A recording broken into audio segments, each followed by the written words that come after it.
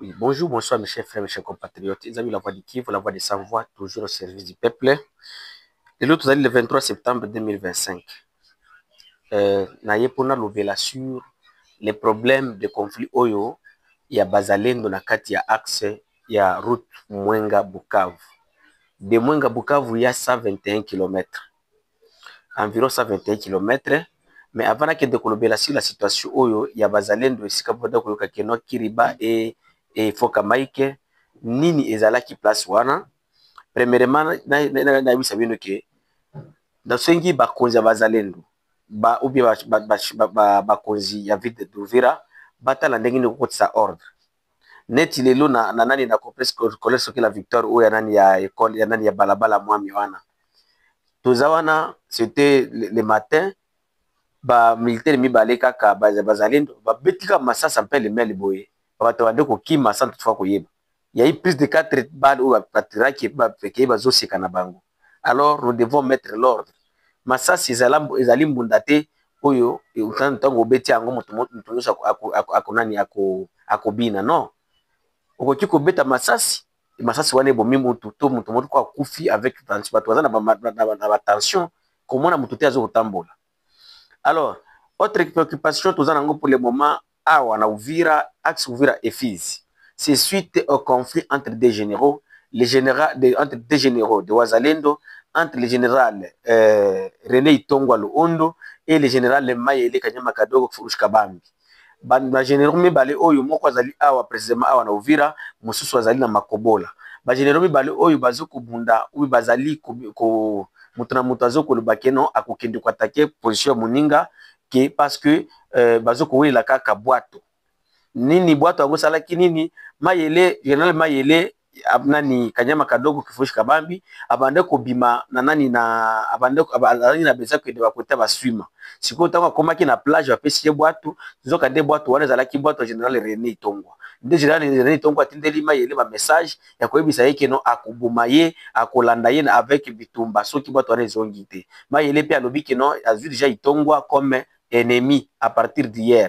Alors, on ne sait pas. Nous sommes en guerre. Nous attendons que les M23 ont besoin de venir ici. Et dès qu'ils viendront, il faut qu'ils soient coalisés, sur la force pour résister. Mais entre vous, les généraux de Ouazalene, beaucoup mieux que vous can discuter. Vous espérer nini. Donc, vous voulez donner la victoire à votre ennemi. Alors, je rentre sur la situation aux Alaki na accès, il y a accès Mwenga Bukavu. Je sais que le jeudi passé, vous avez attendu que non, il y avait des affrontements entre les Wazalendo sur l'axe RND. RND, des routes nationales numéro 2, au Bimi Bukavu, Kokende Mwenga. Alors, ezalaki entre ba groupe nani ndenge lobamaki ezalaki entre les groupes de Foka Maike et de Nakiriba et Nakiriba encore avec les Malaïka de Maniema. Comme vous le savez, les Malaïka, le groupe Malaïka ou Maïmaï Malaïka oya Maniema bayaki awa na site ki pona koya kosunga ba mosusu o bazali na front. Alors, tant bango bayaki bakutaki que non, il y avait déjà les conflits entre Foka Maike, le honorable ou bien général Foka Maike et le groupe de Nakiriba. Alors, après Bisso Kolandiatoyo Kokutaki non, Nakiriba était dans des erreurs. Donc, axe kaka 121 km pour quitter Bukavu pour que Kuma Mwenga. Nani écart aux allées environ 121 km, il y avait plus de 49 barrières.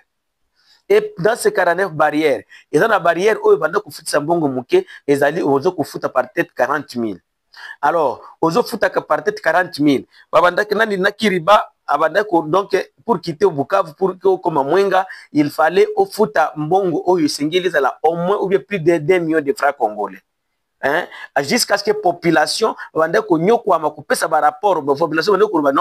mieux maintenant vivre dans la zone occupée par les M23 qui vivre dans la zone occupée par les Wazalendo et les FARDC. Alors, Nakiriba, Nakati Axe Wana, parmi ces 49 barrières, lui, seul, donc groupe Naye, il y a au moins environ 50 personnes. Azalaki na 12 barrières ya yemoko kaka na kati ya ba barrière na oyo ye abande ko konza oyo nakiriba parce que mutu tolo baye azo konza lisite mutu azo konza azali admin log na ye parce que Nakiriba azali vie azali na âge il y a 78 ans pour le moment mais à diminologue na âge na ye il n'est même pas congolais c'est un burundais oyo aye pona koluka mbongo na kati ya Congo donc azoko nyokola ba congolais au côté ya bazalendo na Kiriba pona kokende kutunge pana bango na Burundi et bakendaki kuna bakendaki koluka mwasi moko baye kopesa na Kiriba mwasi moko ya burundaise nde siko mwana mwasi wana na demilogue na ye de bazoko sala ko persécuter population congolaise pour que bango basala nini basala vie na bango bazwa mbongo pour que s'enrichir et loko moko vraiment to dénoncer yango to lobi que non oyo ezali mabe et alors à part ça, à part les militaires de la Kiriba, on va dire Batouana, et l'Okouana et Salaki Kenon, et Salaki Kenon, Makambo Nani Biloko. Donc, il va produire Oyo Takabukafu Kende Mwenga.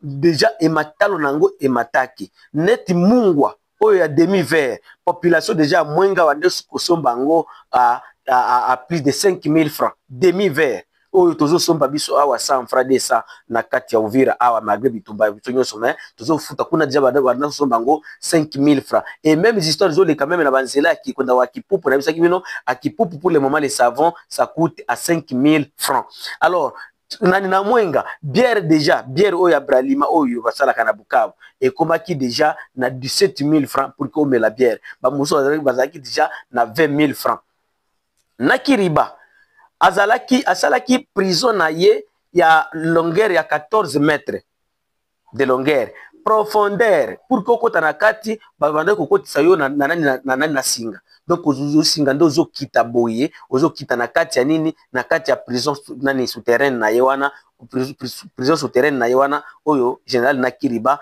asalaki général bazalendo ya axe nani kobima Bukavu kokende Mwenga alors lui-même Nakiriba ba maman bana basi babande batunaye babande ko contrôler bango ko toucher bango na ba partie intime donc bazo ko toucher maman na ba partie intime na ba moyi atokaki na ndako ba ebisi maman ke nani longola bilamba alongoli bilamba ba 8 torche babande kusiko ko lakisa na kati ya partie intime na ye ke non ezala te ke non abombi biloko ya mabe okokende ko ba biloko ya mabe a grenade toni na kati ya partie intime une chose qui n'est pas acceptable donc nous condamnons tous hein donc et aussi ces troupes-là. Donc, prenons les ambulants ou bien les commerçants, Bashi et d'autres tribus qui passaient ici, et surtout les Bamouches. Bango babande ko vivre sikoyo donc ceux qui a commis la barrière bato wana Kiriba bazo babande ko persécuter bango que non bino voter qui n'est pas na bino na Walungu voter qui n'est pas na bino na Bukavu et d'autres endroits et pas biso boko les kati. Vraiment une chose que nous ne pouvons pas accepter.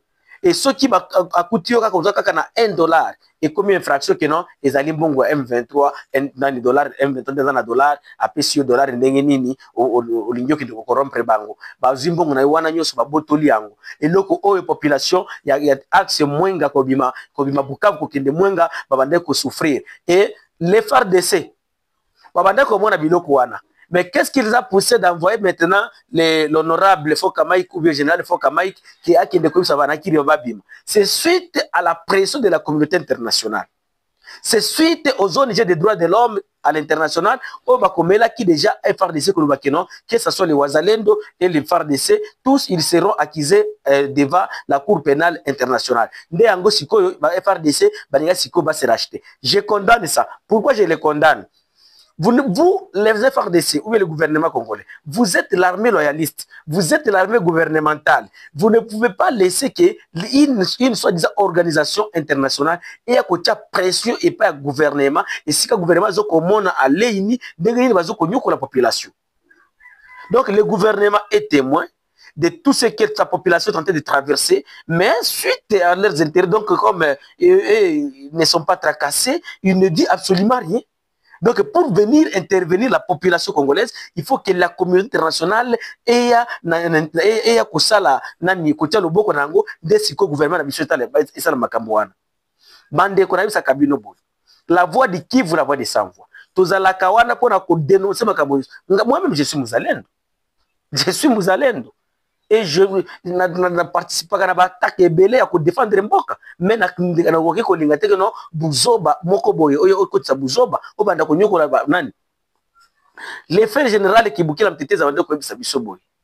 Donc, je me rappelle un jour, on était à Bilende, Touralanza la jour wana. Biso kwa za même personne na bataba. Il y a l'un de nous lui avait posé des questions. Ah, mzee, comment tu kwa nanzala? Tandis que batoza na bataba. Tinda kati mutu moko, tolu quand même taba, tolia tola lukela biso futolia. Ntetezi a réponda biso ceci. Tozwa mando kité pour na konyoko la population. Ou tozwa mando kité pour na bataba population. Mais tozwa mando ki pour na ko défendre que population oyo bataba na bango, basoso na bango, ba meme na bango, bata na bango, ba élever ango na kimia. Na kimia. Je me rappelle un autre jour, on a demandé qu'on a point zéro, tout qui est de côté qui poupe. Na tokomaka na niveau ya mikeng. Tuza tokoma miengi wana, tozala ki natane loko moko ya kulia te. Il a fallu toleka na kati, tokendaka place moko boye na pembeni hôpital. Tokuti biloko ya kulia te. Tokoti na kati, tokoti tokoti na filon. Ya Loemba. Tokuti ba commerçant bazana biloko na bango bazo koteka. Biso tozalaki na eloko te oyo, il a fallu tosomba mbongo, tosomba biloko wana. Ntetezi nous avait dit que non, boleka boye parce que abisi ba soda na ye boleka boye bokende kaka bazo nzela kaka ya kokende na nani na kipupu. Parce que baki que non, tant qu'on soda kokota wana ko basa au moins intimidation, bazo biloko ya bato. Mais comme lui était un homme discipliné, qui avait donc oyo ayebaka que non, pourquoi azwaka mandoki pona ko défendre population. Vraiment option wana okoki koya kokosa te que non, ntetezi abotola ka eloko ya mutu. Et les gens comme na kiriba tozo siko age na ye 78 ans azoko nyokola na bato azameme na nani na bolingo na batute. Donc il na auti batoneti ba général na kiriba nde bato azoko salir kombo ya bazalendo nde bato azoko salir kombo ngai ku talinga kobenga ngwa zalete talinga kobenga ngo kombo ba mai parce que za kombo ba papa na biso ba utiliser ngo biso pe ba to utiliser ngo oyo defenda biso oyo defenda mabele ya mboka. Papa Dunia Luenda Mane Général, il est encore vivant. Babundela Mboka Tataer, il n'avait même pas ni même Bazoko Kende Bitumba, population ça la Kwanga, Ndepe Sabango, donc Bisoko Tuzagana Kwanga, Zagana Rowe. Donc Vasa la Rowe, Wana Zakareti Kwanga, Ndesiko Bakende Kubunda Bitumba. Mais Okoyo Kata Mukolomoko Tekeno, Bakoti Baibi population. Mais Babande Kukufa pour la population. Mais qu'ils allaient dans la Bisso Alelo et comme différent à Oyo Yakalawana. Premièrement, qui moïbe koti parce que tous les voleurs mais armés au to bande ko kanga bato na ba arme na biloko awa ba tronçon prenons route oyo zo kende Bukavu RN5 nini bato wono wana ba komike na za muzalendo. Donc être muzalendo aujourd'hui ça signifie justifier l'arme illégale que vous avez dans ta maison. Tous les bandits, tous les violeurs et puis toutes ces personnes ici, c'est bien sûr oyo ba ye ko bebisa réputation ya bazalendo. Et je ne crois pas. Il y a une question que je me demande chaque jour. Les armes que nous avions distribuées, après cette guerre, Batouako vivre ndengeni. Avant l'arrivée des M23 et des autres, c'était un grand problème seulement qu'Obima Awana Ouvira jusqu'à Bukavu. Ouvira et Bukavu, c'est 120 km. Ouvira et Bukavu, c'est 120 km. Donc, Ouvira, c'est la deuxième ville de la province. Mais au Koki Kobima, Ouvira, 16 heures était na Mutuka Oken. Au Kano, Mutuka Wano, Bokenda, Kana, Bakotaki na Kati Ambiskade. Ambiskade, Dango Nini, la population, Kaka, Ba Oyo, Ba voler, mais arriver à couper des routes. Bato Wanda, Kozala obligé Kobima na Ouvira, Awa, Ozo Mutuka, Okota na Burundi, Ozo Nzela, Rua, Okota Rwanda, Ndokende Kokota Bukavu. Et puis, la période où on a armé dans la kinete ya lobute. Alors, les loba naba miyibi, naba nani, bangoto ba komi naba arme. Et kozala ndenge nini. Gouvernement nabiso, il me devait vous lancer un message. Parce que sinon, ça serait un grand problème demain dans cet espace. Nous sommes en train de combattre l'ennemi aujourd'hui. Nous acceptons et nous soutenons. Mais il faut avoir aussi le plan B, comment on va collecter toutes ces armes après cette histoire. Et avec vos histoires là, de mobilisation, il faut que tout monte ma stratégie après la guerre. Qu'est-ce qu'on peut faire pour que Moutona Moutoua, ça veut dire que non, armes zalaki nango et zongi nakati ya maboko ya gouvernement po etungisa batute. Sinon, bato nani zone oyo ou bien milieu oyo et kozala inhabité parce que il y a des gens à Ouvira seulement ici où nous sommes. Bato azo koboma na ba 17h. ba 19h ndenge ozalaka oza na kati ya lupango na yo ozolia boye omoni bato baye babeti masasi 19h 20h. Alors toutes ces histoires là, mes chers frères, mes chers compatriotes, je condamne et je dénonce. C'est une chose, c'est pourquoi la voix de Kivu, nous avions toujours dit que non, cette chaîne, c'est une chaîne de la population. Bisoba, oh, wazoko koma koma. Oh, yo, la